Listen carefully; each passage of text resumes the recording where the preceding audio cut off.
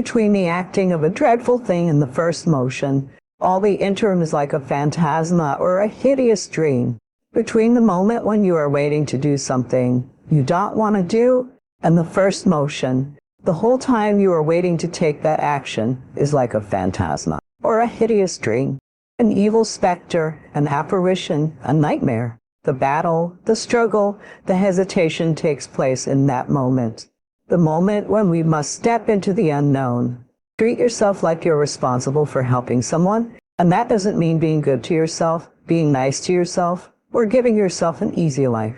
If you care for someone, you present them with an optimal challenge. First of all, assume that you're worth taking care of, and that it's your responsibility to do so, even if you don't like yourself very much, and lots of people don't, and they have their reasons. Abandon all that sins. Treat yourself like someone you're responsible for helping. Remember what makes you different from the weak. The difference between the weak and the strong is that when the strong have nothing left, they fight, they fight, they fight. The weak quit, give up, give in. There's nothing weak about you, so I need you to fight your way through it. You and I both know that God's gift to us is our potential, and our gift back to Him is what we do with that potential. Perhaps the greatest insult we can ever give to our Creator is to be a slacker, to have gifts and opportunities and potential and do nothing with them. I suggest today that you believe in yourself as much as God believes in you. He created you for greatness. Now that's how He created you. You determine how great you become. He has already given you the potential and the opportunity. Your response is either to seize the moment and the day and become all that you possibly can be, or to slacken the moment and let things come to you. I encourage you to take the potential you have been given as a gift and show thanks for that gift by giving your life your very best. The decisions you make actually matter. When the alarm goes off in the morning, you get up or hit the snooze and sleep more. When it's time to work out, you get it done or make excuses to skip it. When you're supposed to do the work you know you need to do. Do you do it or let it slide and regret it later? Every decision you make every single day matters. The easy choice makes life hard. A hard choice makes life easy. It's not going to be easy, and you have to be patient and put in the time. You talk to me about working hard for 3 months and not being recognized. That ain't nothing. It takes real commitment, and that every single day. It takes the conscious effort to be more valuable, to be better than the next person, every single day. That is not easy. When you are at 1% and you keep pushing beyond half, you start to realize how much mental strength comes into play, how success in anything comes into your ability to expend effort when energy just isn't there. You have to make the right choices, manifest the right ideas, and lift them up. Don't tear them down. You are responsible for whatever comes out of your life at this moment. Yes, there will be many obstacles in your way. You have to learn to bob and weave, stick and move with a purpose. If you want things to get better, you have to get better.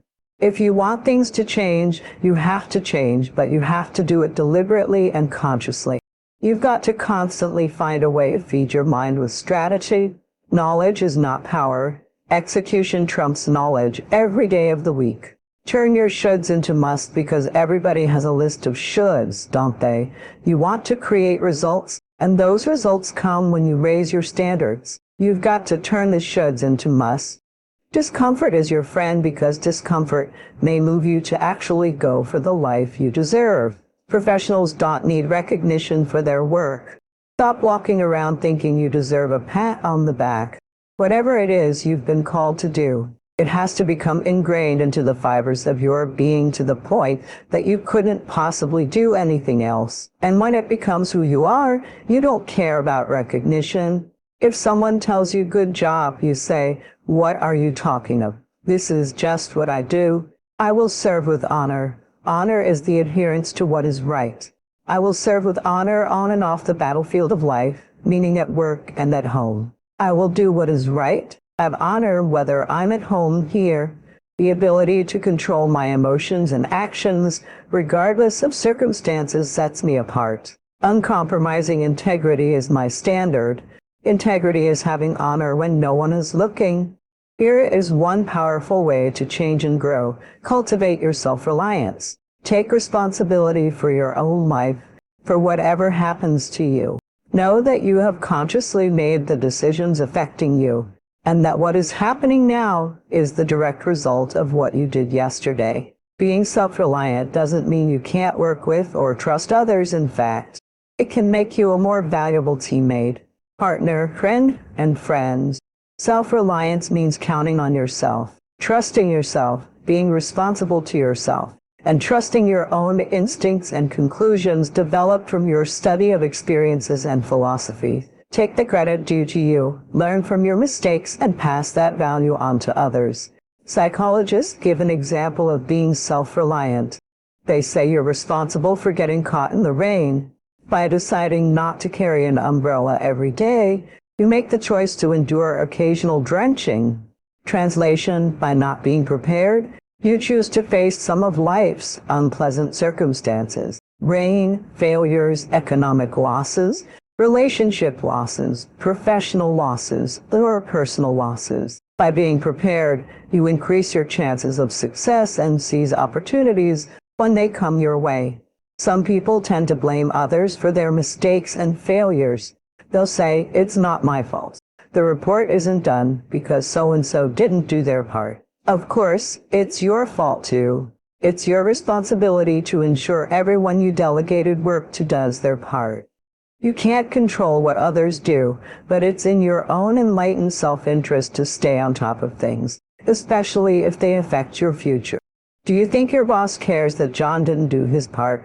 He sees only the bottom line. The report isn't done.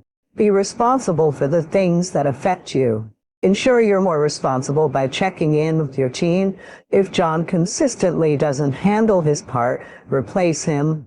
If he isn't doing his share, find someone who will, or it will negatively affect you. You can't wake up the morning the project is due hoping John has done his part. You have to be responsible because it affects your career too. My approach for a better future early in my career was to go through the day with my fingers crossed. I used to say, "I sure hope things will change for the better." Then I realized things won't change unless I do. It's the same for you. You can't put it on someone else or hope someone else will change it for you. You need to take responsibility. You can't change the circumstances or the seasons or the wind, but you can change your reading habits, whether you go for skills, burn the midnight oil, turn yourself around, and multiply your value by 2, 3, 5, or 10. You have control over that. You don't have control over the constellations, but you do have control over whether you go to school, take adult classes, and learn new skills. If you don't, that's your fault. You've got to take personal responsibility and be self-reliant. How do you know when you're successful? Do you have to be a millionaire? No. All we ask is that you earn all you possibly can. If you earn $10,000 a year, and that's the best you can do, that's enough. God and everything else will see to it that you're okay. The key is to do the best you can. If it's $10,000 a year, wonderful. If it's $100,000 a year, wonderful. If it's $1 million a year, wonderful. It doesn't matter whether you earn $110,000 a year or $1 million a year, as long as you've done the best you can. The essence of life is growth. It is doing the best you possibly can. Here's what's interesting. Humans are the only life form that will do less than they possibly can. Humans are the only life form that will settle for less. All other life forms, except human beings, strive to their maximum capacity. How tall will a tree grow? As tall as it possibly can. You've never heard of a tree growing halfway. Trees send their roots down as deep as possible, stretch their limbs up as high as possible, and produce every leaf and fruit possible. Similarly, you have never heard of a human growing halfway physically. We keep growing until we're done. It's genetically coded. That's a part of life we can't control. It's the growth of our minds that we can control, but we tend to neglect this. All life forms inherently strive toward their maximum potential, except human beings. Why wouldn't we strive to become all we can be, to fulfill our potential? because we have been given the dignity of choice, which makes us different from alligators, trees, and birds. The dignity of choice makes us different from all other life forms. And here's the choice to become part of what we could be, get by, or to become all that we can be. My best advice is to choose the all. Earn all you can, make all the friends you can, read as many books as you can, develop as many skills as you can, see and do as much as possible, make as much fortune as possible, and give as much of it away as possible. Strive for the maximum. Let's take a few minutes to talk about the importance of knowing yourself enough to be your best leader. You know, when you thought you were doing what you were supposed to do and were misinformed. The times you thought you had it all laid out and it just didn't work. The times when you burned the midnight oil day after day and it didn't seem to help. It didn't seem to change the end result. I'd like to ask you to take a look at any place you've had a limitation. Ask yourself, when did I decide to accept that limitation? The bottom line is no one's coming. No one's coming to push you. No one's coming to tell you to turn the TV off. No one's coming to tell you to get out the door and exercise. Nobody's coming to tell you to apply for that job that you've always dreamt up aside. Nobody's coming to write the business plan for you. It's up to you. And because you're only ever going to do the things that you feel like doing right now, or that feel good right now. Unless you understand that you've got to parent yourself, you've got to push yourself. These are the times that you have to rely on your own self-encouragement. Take responsibility for the missed opportunity or the misrepresentation. Learn from the fact that even though your client wanted it one way and you presented it the right way, it didn't work. Be prepared for the letdowns that happen every so often.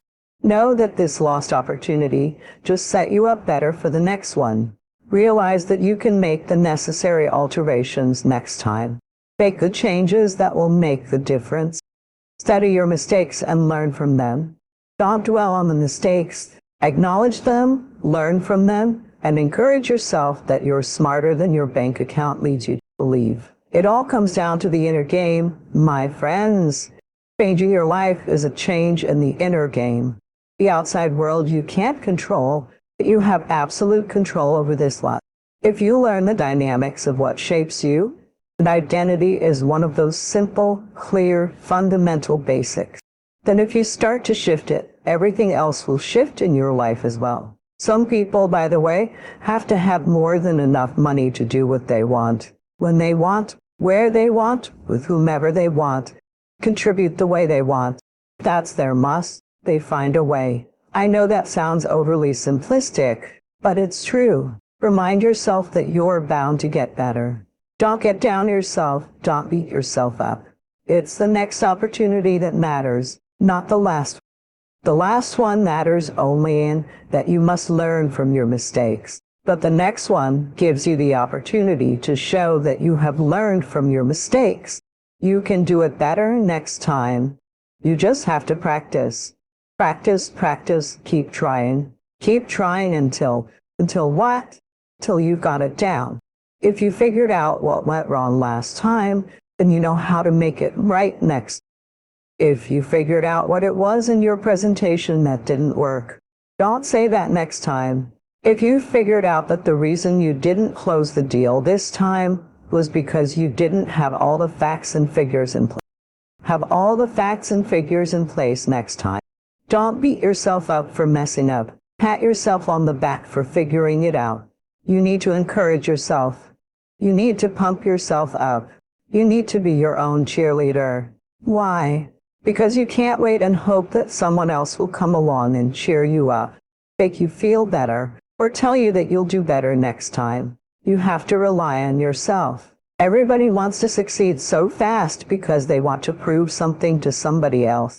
When you want to give up, just keep going. When your luck is done, just keep going. Don't stop, just keep going. Let's suppose that there's a vast, hugely powerful force that nobody can withstand. This immense force is always active and in furious motion. It never rests. It's like a slowly flowing river and eventually carve the Grand Canyon out of solid rock. But that comparison doesn't really do it justice. The force I'm talking about is much more formidable than any river, ocean, glacier, or any other natural phenomenon. Now, in trying to achieve your life's goals, would you prefer to fight against this great force? Would you want to struggle against this mighty power that has all the odds overwhelmingly in its favor? Or would you rather enlist this great power in your cause and make the inevitable work for you instead of against you? Take your time before answering. Think it over answering. Think it over. By the way, time is that great power I'm talking about. Time is the mightiest force in the world, or even in the universe. Of course, the answer to the question I posed is very obvious. Why would you ever choose to fight time when you could have time on your side? Who wouldn't want to harness the great river of time that flows through all of life? Why wouldn't you want to use the power of time? To generate power of time, to generate power in every area of your existence, to turn the turbines of your hopes and dreams, to charge your every aspiration with lightning bolts of electricity. With lightning bolts of electricity. Well, there's only one way to make time work for you, not against you, and that's with patience. It's kind of the way I think about getting into shape. You've heard for 20 years that it's exercising and eating right. You just wish it was a pill. It won't be instantaneous. I know we want that, but it's not. Greatness takes time. That impulsive stuff will last when you build something with a foundation of choices and character. You see, character is everything in life. Your attitudes will really determine your altitude. Bouncing back, number one, is refusing to listen to the negative chatter in my own head. Creating something from absolutely nothing. I didn't ask permission, I gave notice. At some point, I had to stop asking. Can I be great? Can I be brilliant? Can I be okay and still be accepted? I just stopped asking permission and gave notice unapologetically. Not in a braggadocious way, not in a way that shrunk anyone else, but in a way that said, I've only got one life, and I'm going to ride this one till the wheels fall off. And I'm telling you that I think you need to embrace desperation again in your life. Do you want it so bad that you're desperate for it? Let me see. In a fight, you show me two people. This is why it's so hard to repeat as a champion in the fighting game. You show me someone who's up and coming, who's hungry for that title, who's never had it before, who can taste it, who knows if they win that belt, their whole life's going to change. They're going to be champion of the world. All the endorsements, all the money, all their family life, all their parents' lives are going to change. You show me somebody chasing that, hungry for it, against someone who's just trying to hold on to a title. That's why most of the time, the challenger beats the champ. It's hard to repeat as a champion because the hunger goes down just a little bit. The greatest athletes, Bobes, the Braddies, the Jordans of sports, have a way of feeding their hunger all the time and increasing it. What separates them isn't just their work ethic, it isn't just their talent, although those things matter. It isn't just that they practice more. What separates them is they're just hungrier. They somehow find a way, as they climb up the ranks and win championships, to get even hungrier for more. Where 99% of the athletes lose just a little bit of their edge once they get that first championship, that first pro contract, first big amount of money, first world championship, they just lose their hunger a little bit. And then there's the elite. They get hungrier. It feeds the beasts. What does it mean for you to advance economically if you lose your soul? What does it mean for you to end up running the business if you lose your soul? What does it mean to have a bigger house if you lose your soul? I want you to value it, not just what you're going to get, not just what you're going to get. So many people think leadership's title or position, and you may be a leader that has a title or position. But many people who have great influence really don't have that. If you had spent 1 hour a day, every day on one subject for 5 years, you could become an expert on that subject. And I stopped asking the question, how long will it take? And I started asking the question, how far can I go? And everything changed that day. I realized that you can set goals and have 5-year goals, whatever. But I changed from a goal mindset to a growth mindset. And the fact that if I would be intentional in the areas of growth that would have the return and would fit who I was, then I could really be successful and help a lot of people. Everybody wants to come up with excuses on this. I wasn't born that way. I'm stuck. I wasn't born here. This can't be lost in life when you're this young. I'm a female. I'm an immigrant. I'm a minority. I'm transgender. Excuses are reality. The problem is nobody cares. Your lack of patience is killing you. So many of us choose our path out of fear, disguised as practicality. What we really want seems impossibly out of reach and ridiculous to expect. So we never dare to ask the universe for it. I'm saying, on the proof that you can ask the universe for it. Effort makes the difference. Are you hearing what I'm saying? Yonino, on Fatia, being sinful day. Oh Lord, all on the human or us. And I told you before the thing I love about effort. There are other things. Skills, right. You may have to go get a degree for that. There are some skills you gotta go get a degree. It could take you 4 years, 8 years, 12 years. I heard Ed Milet once say you're one decision away from a totally different life. And I agree with him.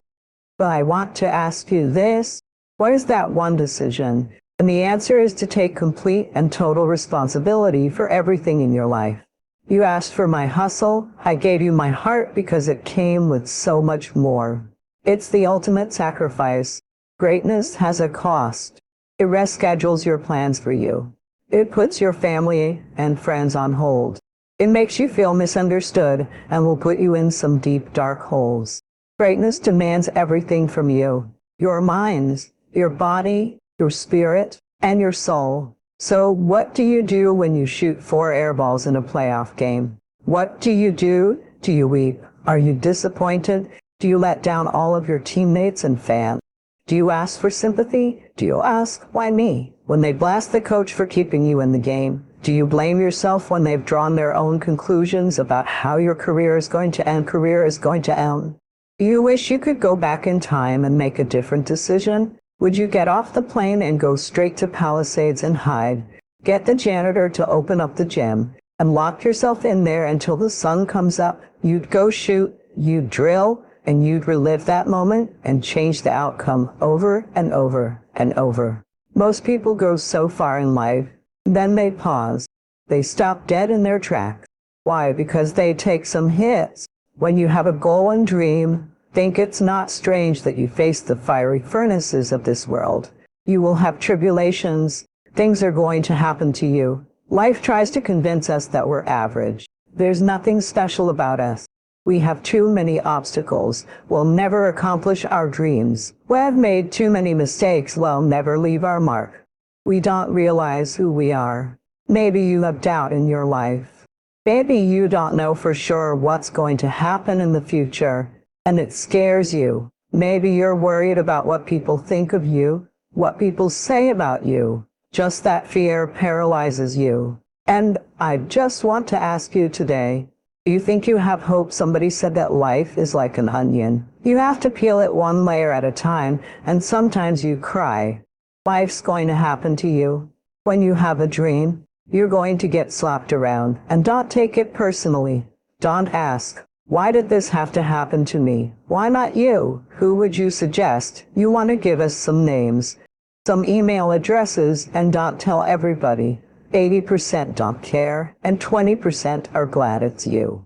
I want to ask you, what are you going to believe? Are you going to believe in yourself? Are you going to believe everybody else's judgment on you? Are you going to believe people when they say that you are a failure? No one really likes you. No one really cares about you. It's called life. Suck it up and move on. Get over it. Then turn it on itself and ask yourself, what am I afraid of? Don't be afraid of that. I've got to be more afraid of what I'm going to miss out on, missing out on my mission, missing out on who I am supposed to be.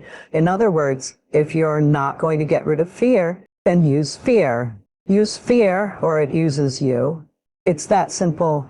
You are not like everybody else. You can walk outside and find pigeons, but if you're looking for eagles, it's going to take you a minute. You are different. It's lonely at the top.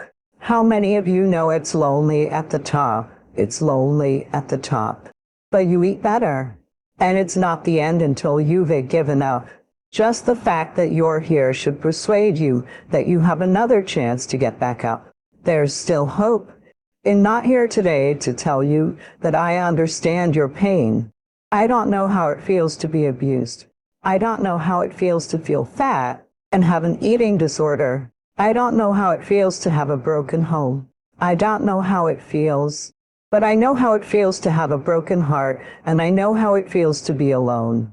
I want you to know that I found my strength in Jesus Christ, and you're going to find your strength in whatever you find it in. I just want you to know that it's not the end. It matters how you're going to finish. Are you going to finish strong? You will find that strength to get back up. Your present or past results have absolutely nothing to do with what's going to happen from this point forward. Now that was the point that Rice Stanford drilled into my head. You see, I kept thinking, well, gee, I'm such a mess up. You know, I've done everything wrong up till now. I'm 26, I'm broke and not happy. Everything was wrong. I said, Bob, that's all in the past. He said, every moment is a new moment. We shouldn't condemn ourselves. And he said, what you were yesterday, you paid for. What you are today, you decide. That's exactly what your word's saying. This power in no way is limited by precedent.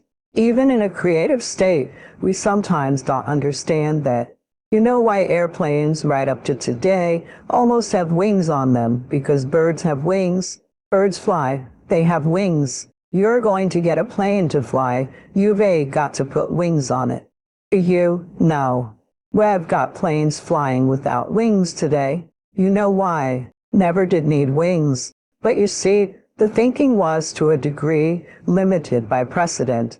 Birds fly with wings. Planes have to have wings. Planes do not have to have wings. You're creative. If you can visualize it, you can do it. It doesn't matter what it is. That's what Hill said. Anything the mind can conceive and believe, it can achieve. There is no more effective way of operating in the world than to conceptualize the highest good that you can and then strive to attain it. There is no more practical pathway to the kind of success that you could have if you actually knew what success was. The world shifts itself around your aim because you're a creature that has an aim. You have to have an aim in order to do something. You're an aiming creature. You look at a point and you move towards it. It's built right into you, and so you have an aim. Well, let's say your aim is the highest possible aim. Well then, so that sets up the world around you. It organizes all of your perceptions. It organizes what you see and don't see it. It organizes your emotions and your motivation. So you organize yourself around that aim. And then what happens is the day manifests itself as a set of challenges and problems. And if you solve them properly, then you stay on the pathway towards that aim. And you can concentrate on the day. And so that way you get to have your cake and eat it too, because you can point into the distance, the far distance, and you can live in the day. And it seems to me that that makes every moment of the day supercharged with meaning. Because if everything that you are doing every day is related to the highest possible aim that you can conceptualize, well, that's the very definition of the meaning that would sustain you in your life. I believe that those rules can be applied to almost anyone and everyone. If you want to excel in whatever you do, those rules are for you. It's that simple. So, my first rule is find your vision and follow it.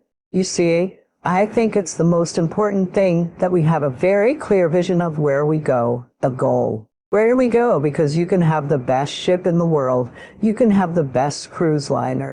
But if the captain does not know where to go, that ship would drift around the world and out there in the sea and will never end up anywhere. And this is exactly the way it is in real life. If you don't have a goal, if you don't have a vision, you just drift around. You're not going to be happy. The simple truth is, if you don't have a vision, if you don't have a goal, if you don't see your future laid out in front of you, you're just floating around without a purpose. And I think that the numbers speak for themselves. This is why so many people around the world are unhappy with their jobs. I mean, in America, 74% of the people hate their job and would like to change jobs. So think about that. That means that only a quarter of the Americans love their life's work. I mean, that is a very depressing statistic. I always smiled when I worked. No matter how hard I worked, I always had a great time. No matter what I did, it didn't matter if it was in bodybuilding, or if it was in the movies, or if it was as governor. I remember in the pumping iron days, people asked me in the gym all the time, "Why are you smiling all the time? Why are you so happy? You have to lift 50 tons of weight. You have to train 5 hours a day." I mean, I look at the other bodybuilders' faces and lifters' faces, and they look kind of depressing. They look sour. They're miserable that they have to lift weights. You don't look miserable. You look happy. And I tell them always, I say, I smile because I know exactly that every rep that I do, that every set that I do, every weight that I lift, I get one step closer to turning that vision of mine into reality and becoming Mr. Universe. I could not wait to lift another 500 pounds in the squats. I could not wait to do another 1,000 sit-ups. I could not wait to do more bench press and more curls until I couldn't move my arms anymore, because I knew that every rep got me closer to standing on that stage as a champion. As a matter of fact, when I lifted weights, I didn't really feel like I was lifting weights. I felt like I was lifting a trophy over my head each time I lifted, and to have all those bodybuilders around me and thousands of people screaming. And I tell you, this vision didn't just help me in bodybuilding. It helped me with everything. Like I said, focus is the most important quality for success. If you can focus, you can do anything. If you can't focus, you must always work for someone else who will make you focus. Now, wonderfully enough, focusing is like learning how to ride a bicycle or type with a keyboard. It's a learnable skill.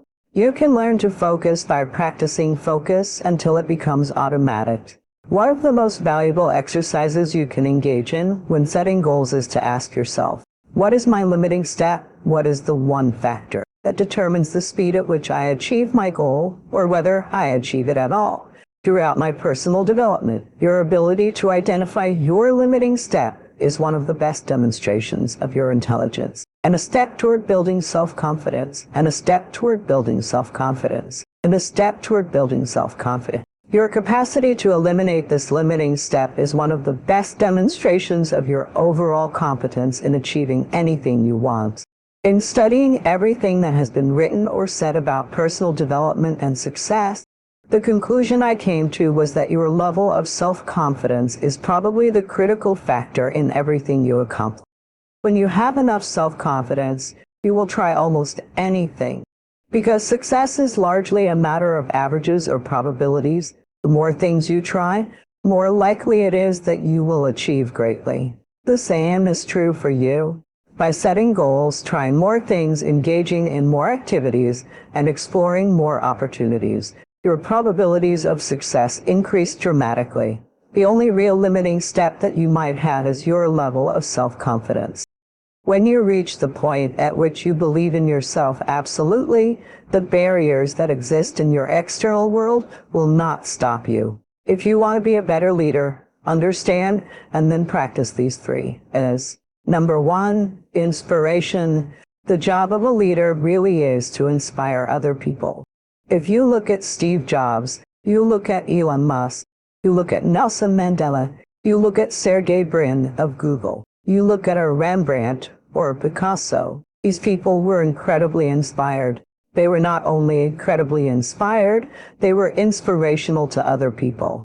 I mean, there's that incredible story of Steve Jobs. A lot of people say Steve Jobs wasn't a nice person. And yet, if you were to poll the former employees of Apple, they would say, my years at Apple working with Steve Jobs were the single best years of my entire career. And you say, oh, well, no. Why? And they say, because he was inspirational. I mean, When Steve Jobs was a young man, or a young kid, his father said, "Go out and paint the fence outside of their house." And Steve Jobs said, "No problem." He went out and he started painting the outside of the fence. A few hours later, his father comes out and says, "Steve, did you paint the fence?" Steve says, "I did." "Dad," Steve Jobs' father inspects the fence, and he says, "Steve, you did a great job painting the outside of the fence, but you didn't paint the inside of the fence." And Steve Jobs looked up at his father and said, "But Dad, no one's going to see the inside of the fence." And his father looked at him and said, "But son, we will." Now, it's many decades later, and Steve Jobs is running Apple, and they're ready to launch, or ready to develop, rather, the first Apple Macintosh. And he looked at his design team and he said, "Here's your deliverable. I want the outside of the computer to look so simple and so elegant, like a piece of art. But here's the real mission. Make the inside so beautiful that it'll bring tears to our eyes." And his design team looked at him and said, "But Steve, no one's going to see the inside of the Apple Macintosh." And Steve Jobs looked at his team and said, "But we will." Why? That's inspiration. It's not about suffering. Some people may view suffering as something you have to endure every day of your life, but it's more of understanding and confronting it. You need to tap into the suffering daily because we all have scars that need addressing. Look at suffering almost like failure to succeed. You must confront and learn from both. All the answers to your challenges are embedded in these experiences. You don't have to live in suffering and pain constantly. Instead, you should learn to visit it, much like working out. People dislike working out, but you only need to engage in it for an hour a day. The same applies to suffering. Visit it for an hour a day. Face your past failures for an hour a day. The answers you seek lie within these experiences. Think of it as a live autopsy, just as a coroner examines a body to understand the cause of death. You should examine your own experiences while you're still alive. Don't wait until it's too late. Go into your mind, confront your suffering, and ask yourself why certain experiences were so painful. Understand why you have these fears and why you've shut down from the world. I guarantee you that the reasons you feel stuck or sorry for yourself are hidden within the scars of your suffering. They are in the nooks of your brain, within the pain. Visit these scars for at least an hour a day. Study them and you'll learn more about yourself, which will lead to growth. Don't just say you're afraid to jump off an airplane. Study that fear. That's why I became mentally powerful. I realized my weaknesses, and instead of avoiding them, I delved into them. I examined every fear, every insecurity, and understood their origin. I came from a place that had beaten me down, which is why I was afraid. It all made sense. I systematically revisited every fear and every situation in my mind, and that's how you confront and overcome them. Your present, future, and past are all important aspects of who you are. Unfortunately, many people overlook at least one of these because they don't feel at peace with themselves. They find it hard to follow through on their goals. To stick to your plans confidently, you need to understand all parts of yourself. Face your past as it shapes who you become today.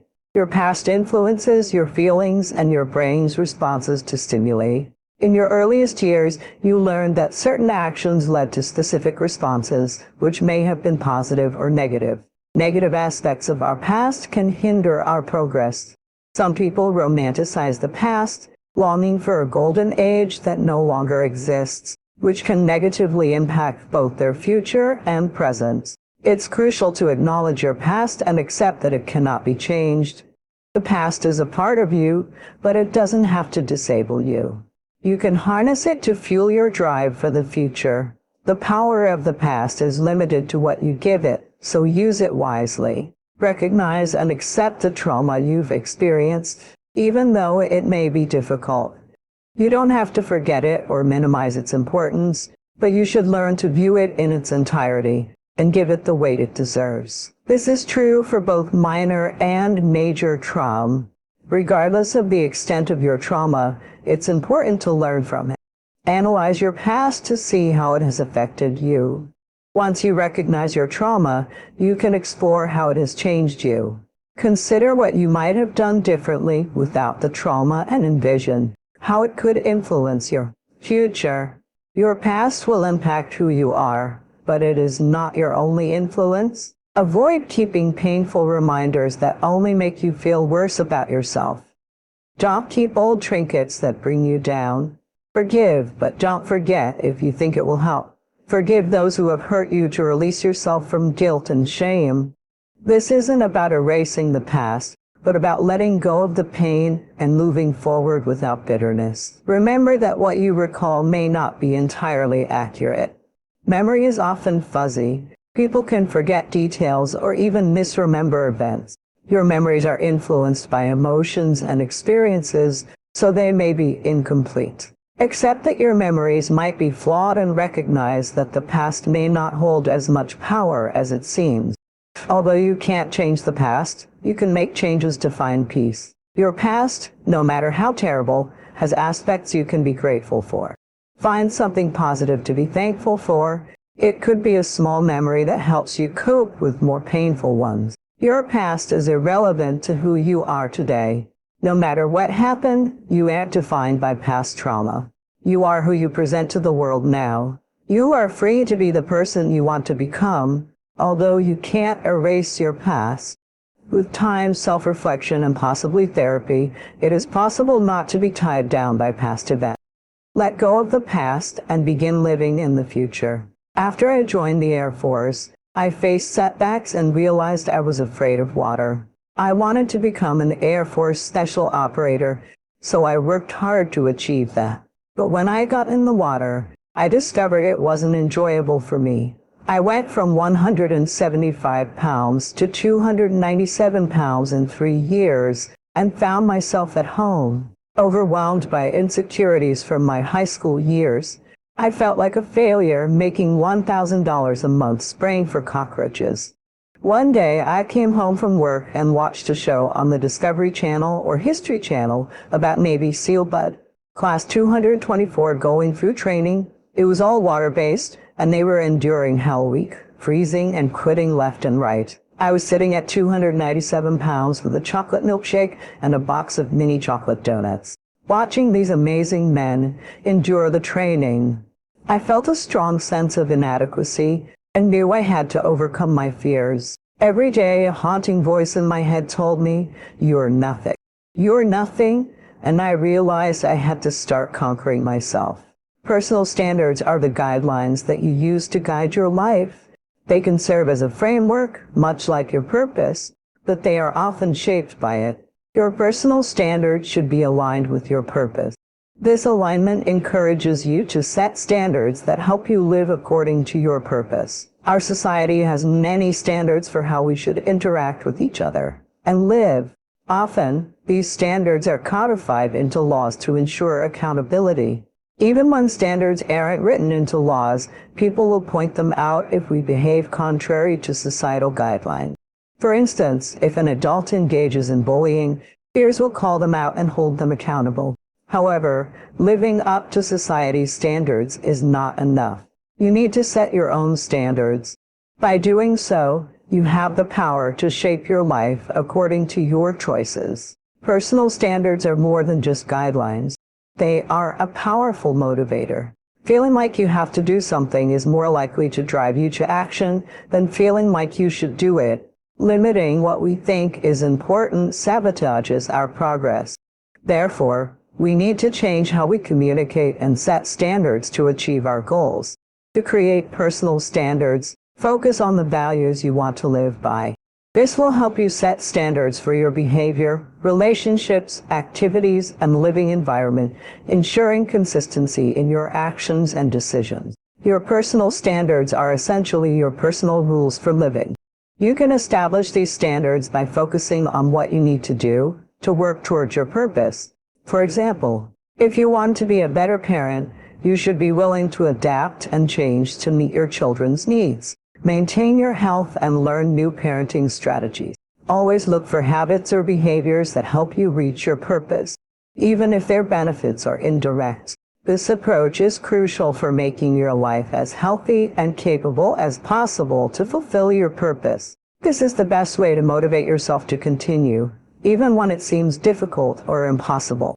Focus on the areas in your life where you are most engaged as you establish your personal standards. Pay attention to your behavior and how it contributes to achieving your personal objectives. You should also consider the people around you and their contributions to your success.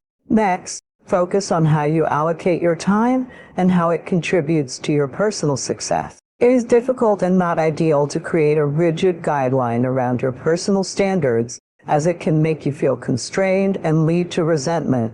Instead, aim to cultivate your personal standards in a more natural way.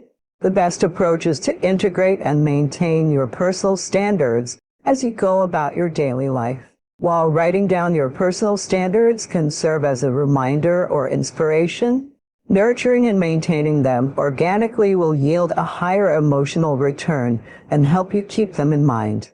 For example, if you're out walking with friends in the mall and think, I really shouldn't be spending any money right now, that can trigger you to identify your personal standard and become more disciplined with your spending. You might decide that your personal standard is that, regardless of how much you like a product, if you don't have the money, you won't buy it. This will help you maintain your standards and achieve your goals. It is crucial to adhere to the standard you have set and to follow through consistently.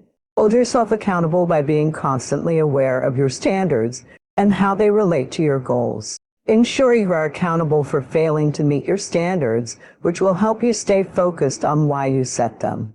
Your brain will learn that it is easier to maintain your standards than to deviate from them and face consequences later. For instance, if you buy the top you like, despite not having the budget for it, you might then need to cut back on junk food or snacks while grocery shopping.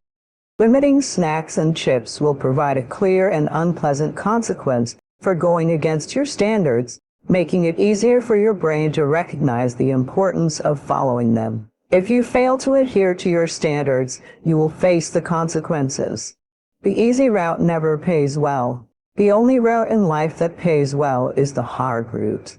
The struggle, the pain, the frustration, and the overcoming of those things. Not only do they pay, they fulfill you as well. As you go through the challenges of life, embrace whatever comes to you. Don't run from it. Step toward it.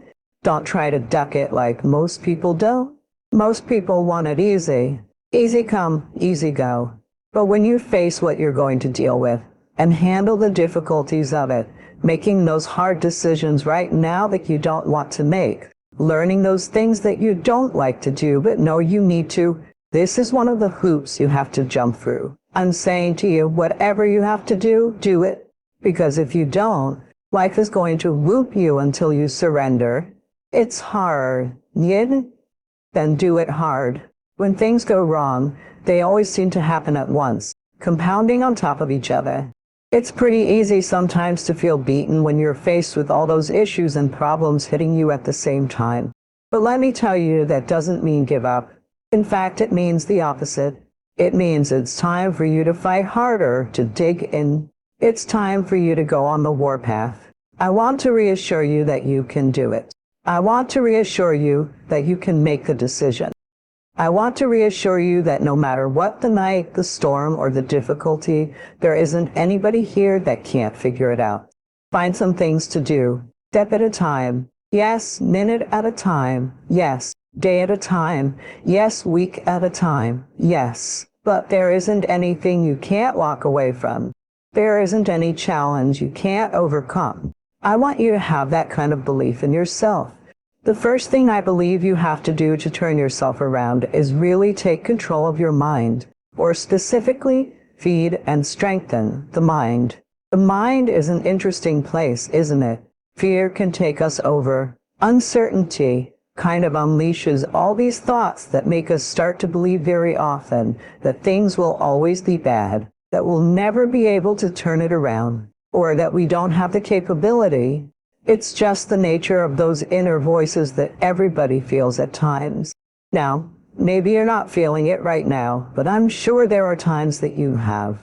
So to take control of your focus, what do you do? Well, I was told all of a sudden I had a tumor way back. When and while I was on my own trying to figure out what to do, I realized that somehow I had to take control of my mind. How to feed it. If I didn't feed my mind, I'd be living on the weeds that came around me. I mean, today, if all you do is pick up your phone, you've got all kinds of messages that are going to get your full attention. Or flip on Google, check out the news, or watch CNN or whatever it is you do. It's constantly coming at us. One of my first teachers, Jim Rohn, taught me something years ago. He said, Tony, every day you've got to stand guard at the door of your mind. Think about this. What if your worst enemy in the whole world came and dropped some sugar in your coffee? Said, what do you mean? I have sweet coffee. Said, that's right, coffee, he said. That's right. What if your best friend, with the best intention in the world, dropped one drop of strychnine in your coffee? I said, I'd be dead, he said. That's right. So remember, life is both sugar and strychnine. And you better stand guard at the door of your mind because things feed in there and you start to accept them. They start to become beliefs. You start to make up meanings that take over your life. Your focus must be on becoming a true alpha male first. On yourself, your life, your career, and who you want to become. You see, life isn't just about attaining the career of your dreams, buying your dream house, your dream car, and having your dream girl. It's about the man you become along the way. You aren't just creating those physical things in your life. You are creating and becoming a new man. Life isn't just about the journey and the path you will take. It is also about how you develop yourself. The problem has never been that you are not an alpha male. The problem has always been that you have negative beliefs that have hidden your true alpha male self. Most, if not all of us, have had experiences in life that caused our subconscious mind to create beliefs about ourselves that are no help whatsoever. But your subconscious mind, with all of its super intelligence at keeping you alive and running well, is notorious for holding on to negative beliefs. Your subconscious mind is not concerned if you follow your bliss or become a self-actualized person. All your subconscious mind is concerned about is your survival. It's very primal. Your subconscious mind will take fearful, scary, or bad events in your life and store them away permanently. Next, it will create a belief based upon those events. For example, if your father told you that you were no good when you were 8 years old, and then a teacher told you the same thing when you were 10, then your subconscious mind would develop the belief that you were not good enough. Furthermore, if you tried to convince yourself that you are worthy and good enough, your subconscious mind will dutifully bring up events from the past to prove you wrong. It has a perfect memory and stores everything. The point is that the only thing standing in the way between who you are now and your true alpha male self are those negative beliefs. Once those are cleared, then your true alpha male self can flourish. One of the misconceptions about being an alpha male is that he has to succeed at everything. That is not true. You don't have to be the best at everything. For example, if you are really bad at math and have absolutely no desire to learn it, and don't beat yourself up for being bad at it. Hire an accountant and let them do the math for you. In other words, just because you are learning to become a true alpha male, it doesn't mean that you have to conquer everything in life. Focus on what you love to do in life and not on what you don't like to do or are not good at. It's okay. We all have different talents. In reality, who you really are is who you are right now, but without all of the negative beliefs about yourself. Hence, you need a way to remove the negative beliefs that you have about yourself. When it comes down to it, becoming an alpha male is not as difficult as it may seem. Basically, you have been programmed to have negative thoughts which turn into negative beliefs. So what you need to do is reprogram your subconscious mind with the positive thoughts, feelings, and beliefs of being a true alpha male. The other point about being an alpha male is that scope really doesn't matter. For example, if you are a single dad, then you are the alpha male to your children. Being a great dad as an alpha male is extremely important to them and to society as a whole. There is no role as an alpha male that is not important. So whether you are the owner of a major corporation or a single dad, you are needed. Size and scope don't matter. The notion that you have to be the best in every group would set you up for failure. It's impossible. If you are the most powerful alpha male in every group or social setting, then there would only be one, and you would be president of the United States or China. The point is that it is really good to always strive to be the best alpha male you can be, but have realistic expectations. You don't need to be the top dog everywhere you go. The only point you need to know is that scope doesn't matter. Do your best to be the top dog if you want to, in every social situation, but let it go if you can't be. Being your true alpha male self, no matter what situation you find yourself in, and no matter who comes before you. Don't become a beta male in one situation and an alpha in another. Be your true self always. The actionable steps that are going to get you there have to do with improving who you are, not what you do. But we will include what to do in some situations so that you get an idea of what is normal for the new alpha male. One of the things that you must start to do is to visualize yourself as being a true alpha male. You have to feel it. You have to believe it. Understanding the law of attraction is one of the best ways to start to become a true alpha male. When you start anything, when you start out on a path to anywhere, whether it be to learn something new, to create a business, or to become more in shape, the first step, the first day, the first minute, you're excited. You're like, yeah, I'm gonna do this, I'm gonna kick ass, right? And then the next day comes and you're all like, man, this is a little tougher. And then you take another step and another step. Maybe you get to Thursday or Friday and you're like, this is pretty hard, man. And then what happens is the enthusiasm from the beginning of the process starts to fade out. You have a lot to offer. The fact that you're still here means that your business is not through yet. People don't do what they know in life, but what they do is they operate within the context of the vision they have of themselves. No matter how big your dream is, take small, tiny steps ahead. You must change what's possible for you. You and only you are the subject that impacts the burning desire in your imagination. I'm talking about concrete commitment. I'm talking about the commitment that says, I am going to stay true to what I said I would do long after the mood I set it in has left. Because I think we all know in this room, character is not something that we inherit.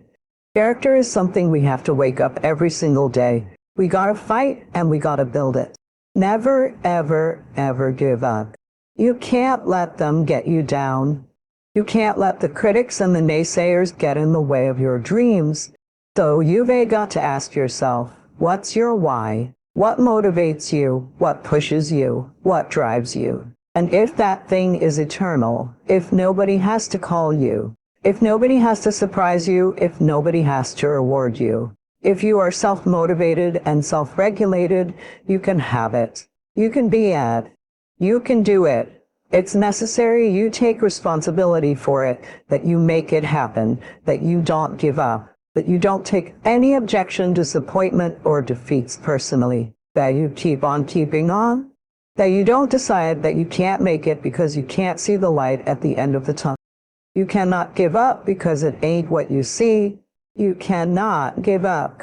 When you get to the point where enough is enough, when you get to the point where it hurts real bad, when you get to the point you can't take it no more, when you get to that point, doors start opening, opportunities start happening. But what you cannot do is you cannot quit doing the process.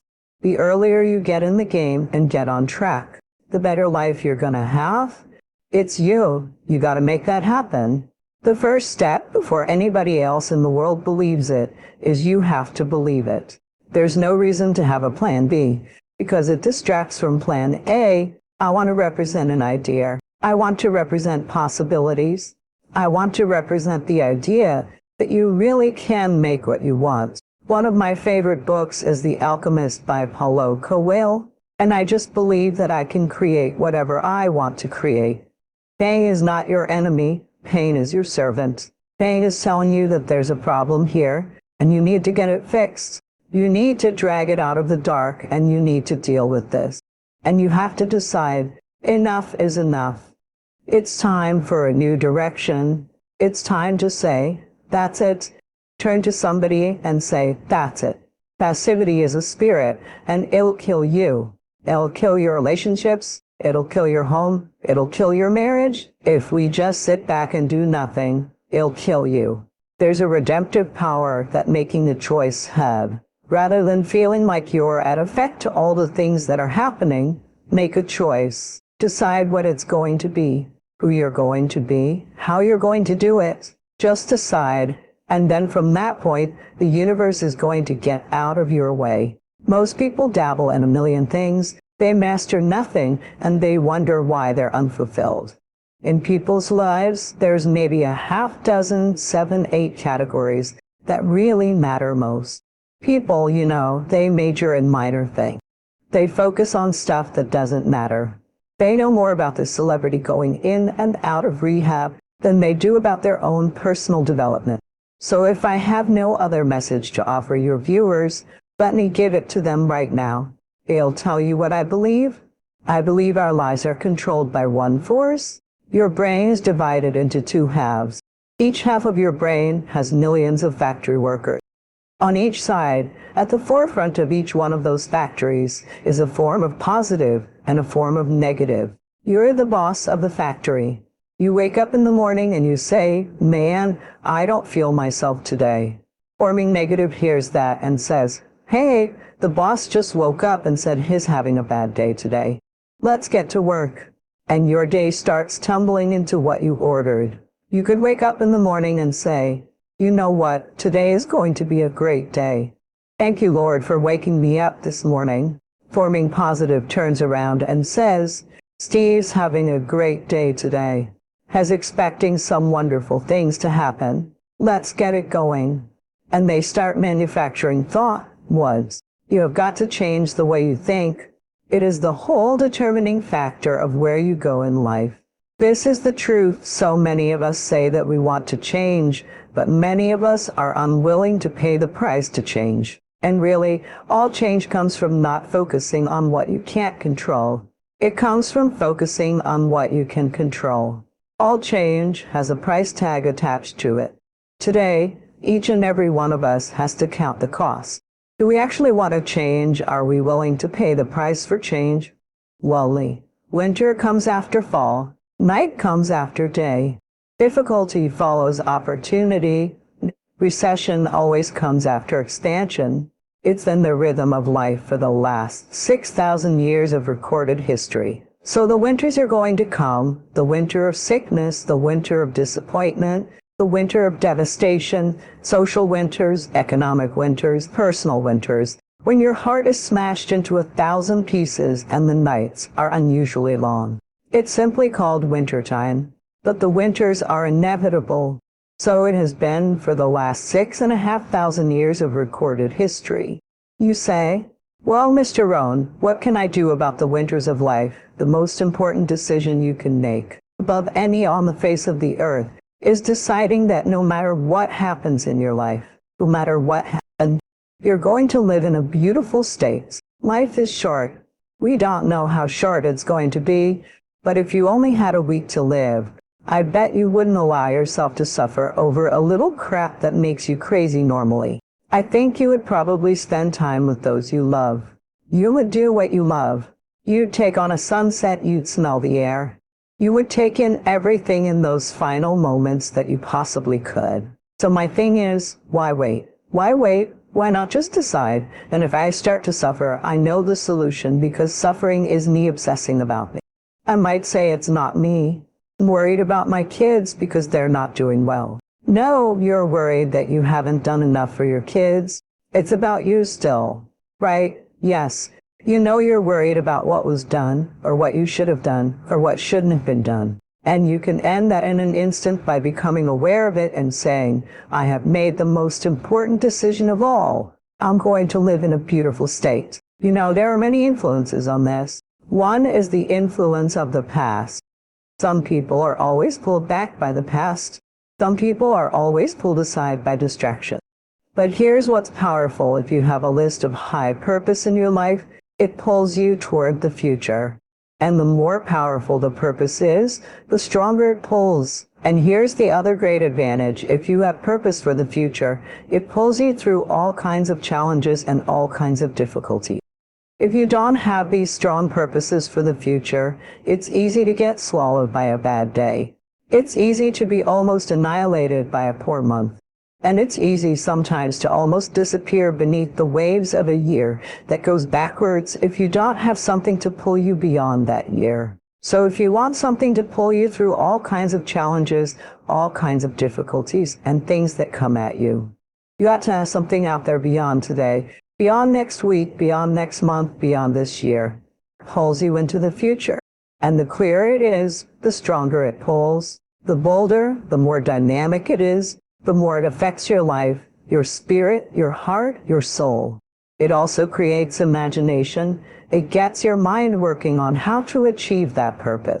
And if your mind will work, and if your heart works, and if your spirit works, and if you have good input like good ideas, I'm telling you, there isn't anything you can't accomplish until you're willing to pledge to make your dream become a reality. See, so many people talk and talk and talk, but very few walk and walk and walk, and turn their walk into a jog. And they're jogging through a sprint, which is okay. But the problem is they resent those of us who made the choice to put ourselves in a position to hoist the banner. They resent those of us who made the choice to keep pushing even when our skin got a little moist, because we understood that that moisture, aka sweat, would eventually build and build. And all of that sweat equity would allow us to never sweat or worry about struggle. That sweat equity would allow us to never sweat, worry, or stress, because winners like us chose to bury all of our fears. Winners like us chose to bury all of our doubts, all of our indiscretions, and we took all of our life lessons and refurbished, repackaged, recreated, and reused all of the pain, all of the hurts, all of the failure, all of the setback, and turn them into get-backs. And that's why we continuously get back up, and we'll always get back up when life pops up and pops us in the mouth. We may drop, and we may go down, but it's never for the counts. You can bet your bottom dollar that you can count on winners like us to always come through in the clutch. The separation of talent and skill is one of the greatest misunderstood concepts for people who are trying to excel, who have dreams and want to do things. Talent you have naturally. Skill is only developed by hours and hours and hours of beating on your craft. Look at yourself. Then look at yourself. What am I going to do today to change what I see in this mirror? I'm trying to find more of myself. And the only way I can find more is to silence the world out as much as I can, because it's getting busier every day. It's getting faster. I put my phone away and I go dark. I go dark a lot, and it's because I have to find out I'm on a journey of life, and we all have a different journey. I like to take this 4-lane highway, the easy highway. We all love that 4-lane highway. We always step over the shovel. That shovel, I made my own path. But going through this path of life, this journey that you make yourself, that's incredibly difficult, and we're afraid. It's easier to accept the fact that I'm just not good enough. You have to go into those dark chambers that we often shut off. And you've got to open them up. Fail. And you're going to be in your head. You could be saying, I'm not good enough, and it's how you get through that. It's how you get through that on a daily basis when that thing is saying, man, I'm 43. I've done so much. You start to become civilized. The refrigerator gets full. You start making money, and you start thinking, I'm not getting cold anymore. I'm retired. At 40, people shouldn't be playing basketball or football. But at 43, I'm still putting in 100-mile weeks, still doing thousands of pull-ups, thousands of push-ups, because I'm not allowing myself to become civilized. The worst thing that can happen to a man is to become civilized. You want to be among uncommon people, period. You start putting yourself in situations that suck, and you'll find yourself. I'm big on being with yourself. I want to be forever proud of who I was as a man and change who I used to be. The liar, the insecure guy, The guy who could whatever. I want to be proud if I die now. If I die at 80 or die at 90 or 100. I look at myself and say, proud of myself. I believe in patience. I'm a patient dude. I can watch a piece of grass grow for 20 years because I know that it's how you get somewhere in life. By having that monk-like mentality, being able to watch something grow very calmly, patiently, I can't go any faster. We do that to our brain. We put a governor on our brain. It's like we feel pain, discomfort, suffering, all those words that we hate to say because we have this happy, peaceful world we live in now. We stop. We slow down. And if you can get through these different barriers and gain 5%, 2%, 3%, that 40% becomes 60%, at 60% becomes 70%, 80% and 90%, and then you'll hopefully one day near 100%. That dreamer mentality just will always fuel me. It was true. Man, see, what if I can be? What if I can be a SEAL man? I'm not. And I run 205 miles. Or if I can go, but just what if I can go in? And what if? How would that feel? You have to go into the dark chambers that we often shut off. And you've got to open them up. Be the hero of your own movie. If your life was a movie and it started now, forget about whatever financial disasters you've had. Personal failures, relationship failures. What would the hero of your life's movie do right now? Do those things? We define ourselves far too often by our past failures. We look at our past and say, well, that's me. That's not you. You are this person right now. You're the person who's learned from those failures. And you can choose to be the hero of your own movie right now. Write down your goals. Write down things you want to improve. Write down things you want to tolerate from yourself. Write down things you've done in the past you never want to see yourself do again. And go forth from here as the hero of your own movie. Build momentum. Build confidence and momentum with each good decision that you make from here on out. You can do it. Anyone can do it. I found peace on the opposite end of finding myself. And no one really finds themselves without going through trials, tribulations, suffering. Accountability, and accountability is suffering. Being accountable every day for doing right, for yourself, for the people next to you. It's miserable. It's hard. So, even the smallest details. I'm going to just make an addition to the thinking part. Mind, brain, body. The most primitive organisms on the planet are bacteria and cells like amoeba.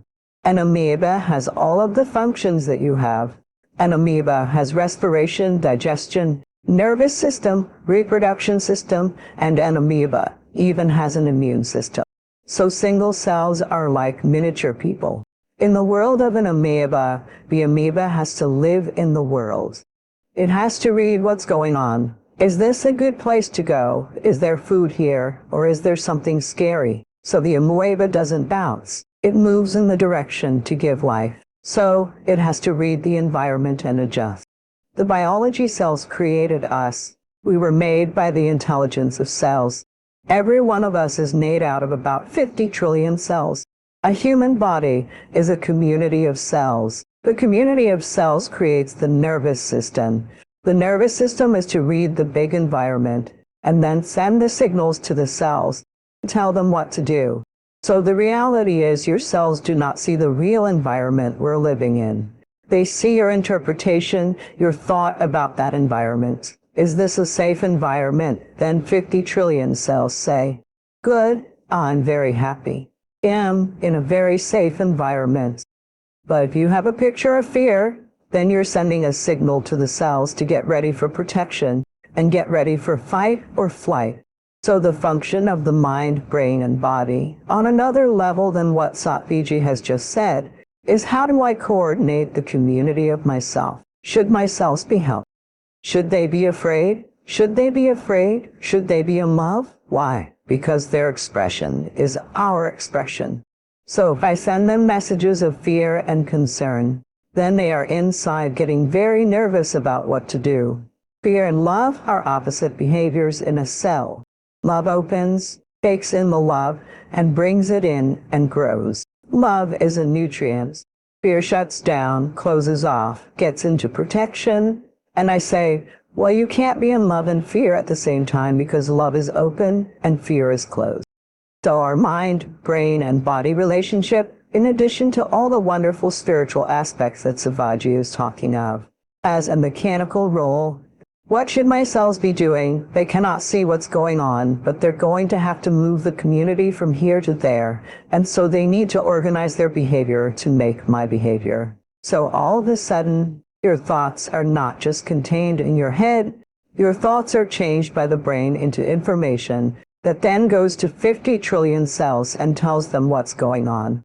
The problem in our world today is fear. Will I have enough? Will I have food? Will I have health care? Am I safe in my world? And I said this closes the cells down because fear means protect yourself. But you cannot live in a closed world. You have to take in nutrients. You have to take in love. You have to take in these things. So the biggest problem on the planet today, 90% of health issues, are not because there's anything physically wrong.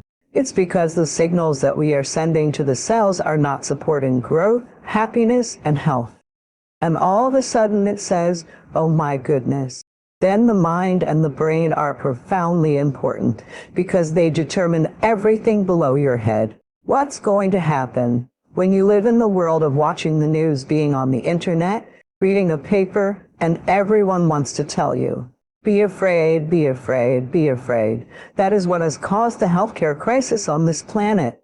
And when you can let go of those messages, then you can send messages of love, health, and harmony. And I know this in my own life because, as I said, once I started to recognize, why should I be afraid? I'm creative. If I'm going to create, then why would I create their story? I want to create my story. That means we have to have control over the mind. Control over the mind. Here you are. Yoga is control over your mind. Don't let your mind run away with other people's stories. You have to create your own. We have to let go of the belief that other people tell us this is a scary world, threatening world. It is only scary when we believe it is scary. You change your belief, you change your life. Meditation is the biggest gift that I can give anyone. And I would say more than anything, it is whatever reason for success I've had, because it allows one to go back to the 2 U's. I'll clarify what I mean. In your mind, there we think, what do you want? The reality is, when you look at the neuroscience and psychology, there are different parts of your brain that want different things. So in the simplest sense, there is the logical part of your brain that you're conscious of. It's called the conscious, and you think you're being logical, and you want to make those decisions. And then there's the subliminal, below the limbic system, part of the brain, which is the emotional, and it's not as conscious to you, but it has more of an influence on you than really the logical one. And so they're not aligned. So when you're experiencing that pain, or let's say the ego, right, there are 2 main things. You've got an ego barrier and a blind spot barrier. If you can get past your ego barrier and you get past your blind spot barrier, you can accomplish anything because you'll also know that you don't have to do everything yourself. You can take in from other people the different ways to approach things in the best possible way. And so the realization that we all are really struggling with ourselves and to think which is in control. Meditation helps to deal with the alignment of those 2 things. As I said, 70% of the time people live in stress, and living in stress is living in survival. We've all been in that place where we're depressed and down. Now, what's interesting is how we treat that. What do we do with that? Well, what most people do is they take a drug, or if they are really feeling down in life, they'll drink some alcohol or maybe smoke a cigarette. The definition of stress is when your brain and body are knocked out of balance, out of homeostasis. The stress response is what the body innately does to return itself back to order. But the truth is, if you look at your life and you write down all the emotions you experienced in a week, both good and bad, Each of those emotions is tied to a certain way of using your body. If you keep using your body that way over and over again, you'll keep feeling that way. There's one thing that if you did every single day, no joke, it would make an extraordinary difference in whatever mental health issue you're struggling with, and that is exercise. The reason you have to exercise every day is because what we know about human beings is that when you physically move, your physiology changes, and that changes your brain. You may got to detach from the problems or the stress you're experiencing so you can get perspective on them. Now, there's a couple of different types of stress. If it's something you can control that's causing you stress, why aren't you getting control of it generally? It's a lack of discipline. So you have to have the discipline to grab control and make it happen. When I say you need discipline for that, it means these stresses you're avoiding aren't going to go away if you avoid them. So take the discipline to face the stressful situation, get ahead of it, and don't be afraid of it. Now, there's also stress caused by things you cannot control. If you remember talking earlier about artillery and how horrible that was, what made it so horrible was that there's no control over it. So, if you can't control something, you have to at least embrace what you can. I'm not saying you're going to embrace artillery shelling, but there's only so much you can do. You cannot completely eliminate it, but you can't control it. So, why are you going to worry about it? Why are you going to stress about it? 1. Getting your heart rate up. Getting outside, breathing, feeling connected. Getting out of your house, which may make you feel depressed and trapped. Doing that every day, that physical push. You don't have to run. You don't have to go to aerobics class. Get outside with your dog in the woods. Walk with a good friend for 2 or 3 miles. Doing that every single day not only moves your body, which changes your mind, but it also gets you out of your physical environment, which is one of the things that people with depression tend to have a hard time doing. It also creates a bit of momentum and a bit of a routine in your life. Take on just that single thing, get outside and exercise every single day as if your life depends on it, because you know what? It does. Your brain needs it. Your body needs it. Your mental health needs it. Meditation is fantastic. Meditation is the biggest gift that I can give anyone, and I would say more than anything. It is the reason for whatever success I've had, because it allows one back to use their mind properly. There are different parts of your brain that want different things. In the simplest sense, there is the logical part of the brain that you're conscious of, called the conscious, and you think you're being logical and making those decisions.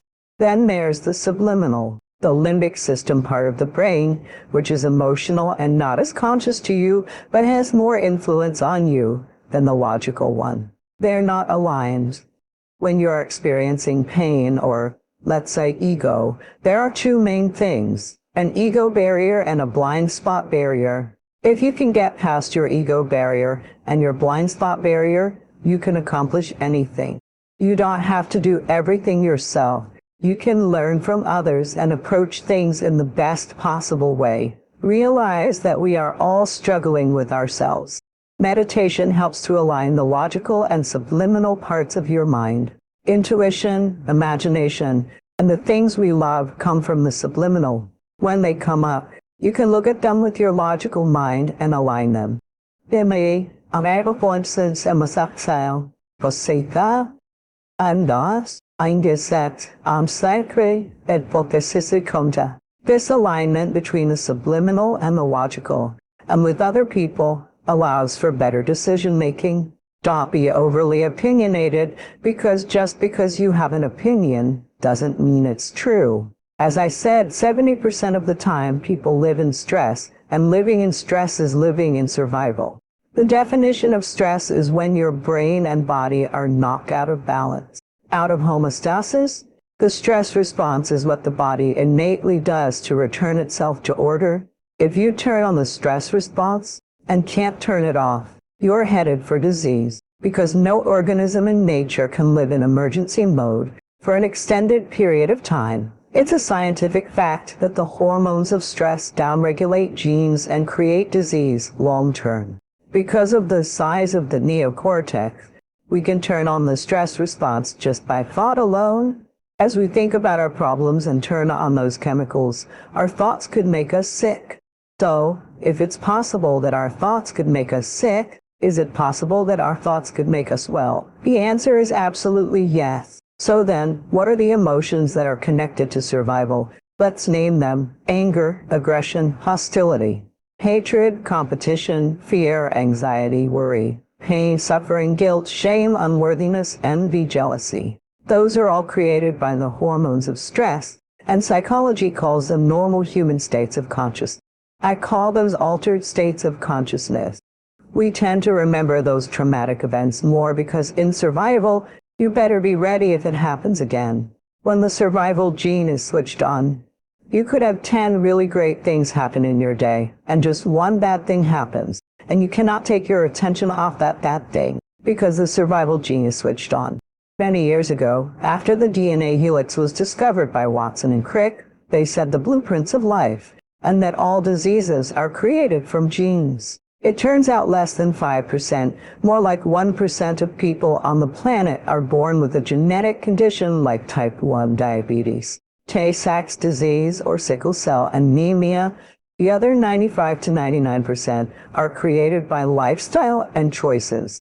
You can take two identical twins with the exact same genome. One dies at 51, the other dies at 85. Same gene, different environment. So all of a sudden, they said, we lied. That was wrong. It's not genes that create disease. It's the environment that signals the gene that creates disease. But that's not the whole truth, because you could have two people working side by side in the same factory. One gets cancer after being exposed to a carcinogen for 25 years, both working for 25 years, and the other one has no cancer at all. So there must be some internal order that would cause one person to not get it while another one does. If the environment signals the gene, and it does, and the end product of an experience in the environment is called an emotion, can you signal the gene ahead of the environment by embracing an elevated emotion? We've done the research on this. We've measured 7,500 different gene expressions in a group of people who came to an advanced event for 4 days. We had them doing a seated meditation, a walking meditation, a lying down meditation, a standing meditation. At the end of 4 days, just 4 days, the common 8 genes that were upregulated were 2 genes to suppress cancer cells and tumor growth, 2 genes for neurogenesis, the growth of new neurons in response to novel experiences in learning, the gene that signals stem cells to go to damaged areas and repair them, and the gene for oxidative stress. We started seeing all these genes that are very, very healthy and cause the body to flourish. Imagine if people were doing that for 3 months. We also measured telomeres, the little shoestrings on the end of DNA that tell us our biological age. We asked people to do the work. Meditation, 5 out of 7 days for 60 days, measured their telomeres that determined their biological age. 60 days later, 74% of the people lengthened their telomeres. 30% showed significant change, and 20% showed a very remarkable change. That means they got a little bit of their life back. If it lengthened by 10%, they got 10% of their life back. Wherever I was I was thinking about something else. Anxiety comes because we allow our awareness to drift away from the present moment and go into the future or into the past in an uncontrolled way. The past and the future are not bad things as long as we enter them with the aim to learn from them. But if we just allow our awareness to travel into the past and into the future all the time, it creates anxiety. We do that because we're afraid. Anxiety comes out of a sense of fear. We allow our awareness to go into the future, create a situation that hasn't happened, bring it back into the present, and start living as if it has already happened. You keep repeating the process over and over again, and you build anxiety. I'm gonna get sick. I'm gonna get sick. You think about the future. What if I get sick? Then what happens? Oh my God. and then I get sick. You bring that awareness back into the present and start worrying about it. 5 minutes later, you let your awareness go into the future and think, I'm not going to get sick. I'm going to get sick. Then you bring the awareness back into the present again and start worrying about it. You keep repeating this process over and over again, and you build anxiety. So, the way to overcome stress and anxiety is to control where your awareness goes. Every time your awareness goes into the future or into the past in an uncontrolled way, bring it back to the present again, and just do this exercise. Be mindful of this throughout the entire day. Don't let your awareness go into the past or into the future in an uncontrolled way. The scientist says there are two minds operating at the same time, conscious mind and the subconscious mind. I ask, what's the difference? The conscious mind is where you are as a spirit, entity, or unique identity perceiving the world. The subconscious mind, on the other hand, is not a creative mind. It consists of habits and learned experiences that become automatic. The subconscious mind doesn't think or create. It simply plays out behaviors based on established beliefs. If beliefs are subconscious states of being, and you're stringing beliefs together, most people are viewing their lives through the lens of the past unconsciously. They are filling in reality from their past memories. My behavior is simply an expression of what's going on inside. Here's the paradox. I can think positively and see good things happening, but still get bad results. For instance, I might see myself earning more money, but end up going deeper into debt, or I might study the material but not achieve success. What happens then? I start to think there's something wrong with me. But there's nothing wrong with you. Your subconscious mind has been programmed. This is known as a paradigm.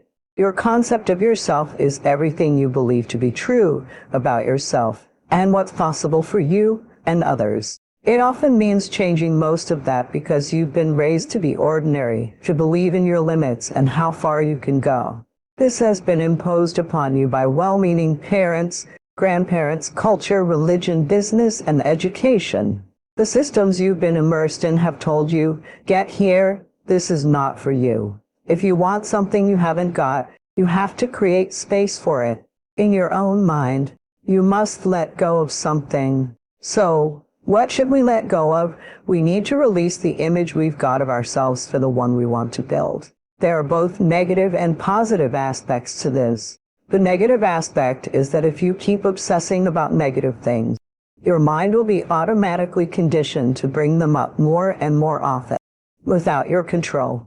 The positive aspect is that you can use the same skill set to apply positive thoughts in your life.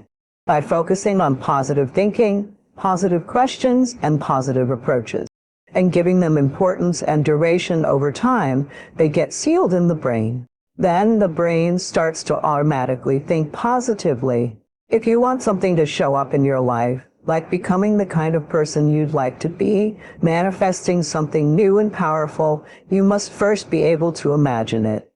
Your imagination can achieve whatever you ask, depending on the degree of your attention. What kind of attention do you place on your desires?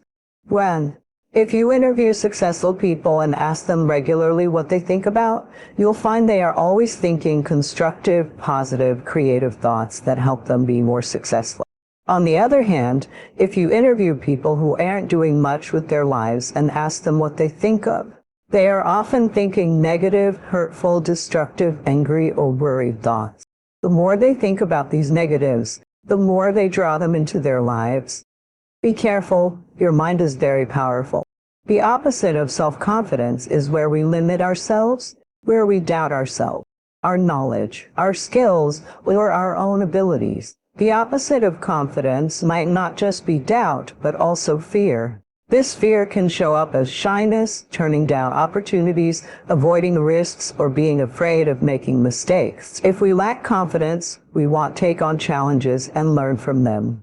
There's a quote I have on my desk: if failure is not an option, then neither is success. A positive mental attitude is a constructive response to everyday stresses. It is the belief that you have the ability to control your world and your life. Positive thinking is like a chicken and egg situation.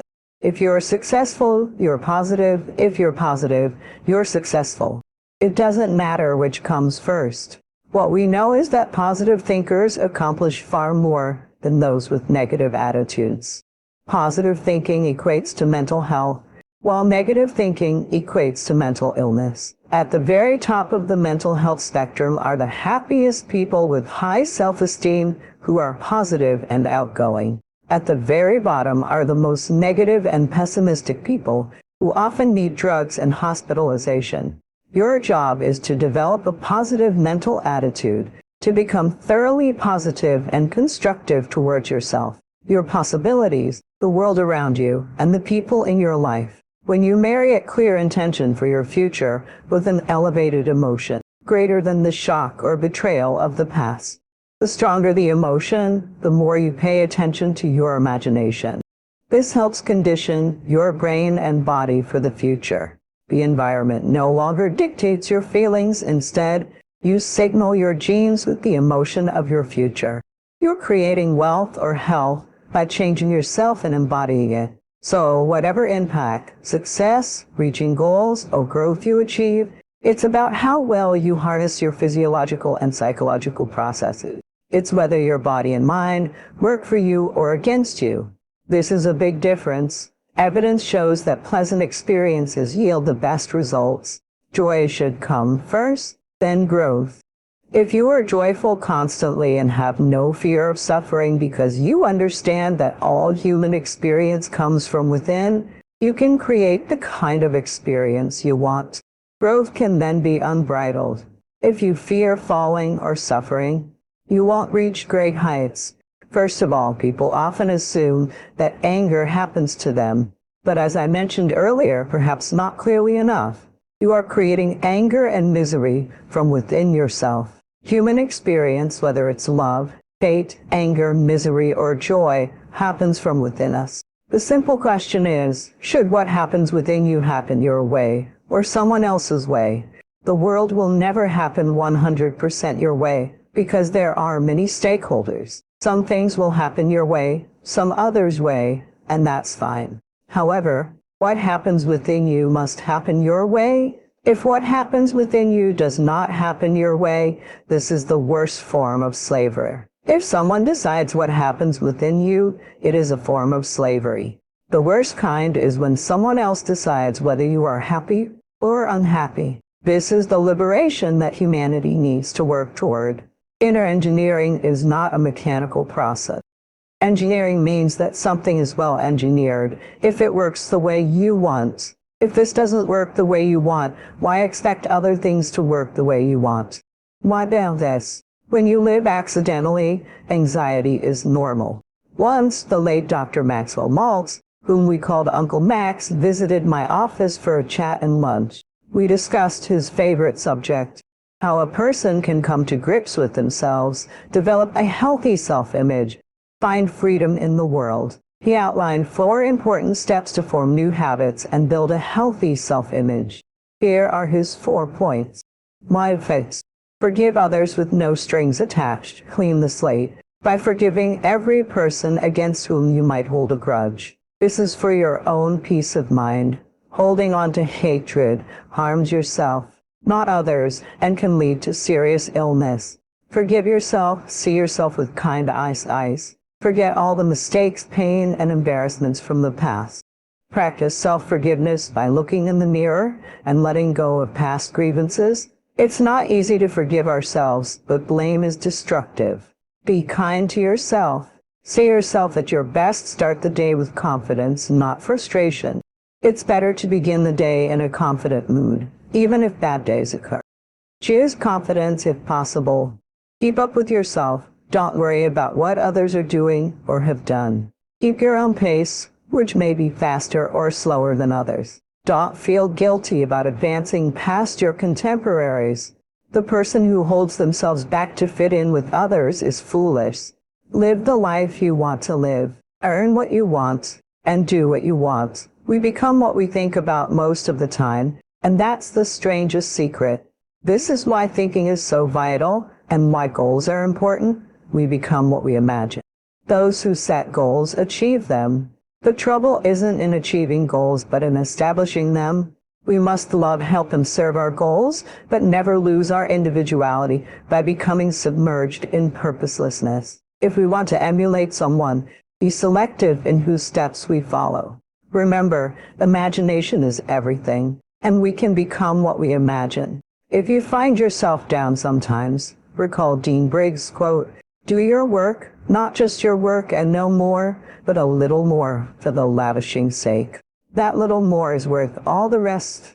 In an age where leisure time is emphasized, remember that most of our satisfactions and rewards come from our work, not our leisure. Don't forget the strangest secret: we become what we think about.